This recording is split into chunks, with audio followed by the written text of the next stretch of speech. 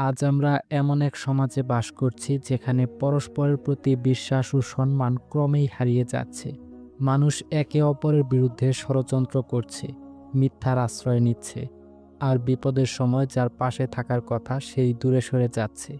আমাদের পারস্পরিক সম্পর্কগুলো ভেঙে পড়ছে, আর এর পেছনে সবচেয়ে বড় কারণ হলো খেয়ানত, প্রতারণা আর হৃদয়ের তাকওয়ার অভাব। অথচ একজন মুসলমানের আসল পরিচয় তো তার চরিত্র।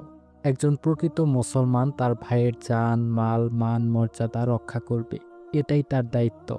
আমাদের সমাজে পরনিন্দা আর তুচ্ছ-তাচ্ছিল্য এখন সাধারণ বিষয় হয়ে দাঁড়িয়েছে। মানুষ ভুলে গেছে আল্লাহর কাছে প্রতিটি মুসলমানের সম্মান কতটা অমূল্য। কাউকে ছোট করে দেখা বা অপমান করা শুধু তার হৃদয়কেই আঘাত করে না, বরং আল্লাহর কাছে আমাদের চরিত্রকেও কলুষিত করে। পরনিন্দা, মিথ্যা আর অপমানের এই দুষ্ট চক্র আমাদের সমাজকে অভিশপ্ত করছে।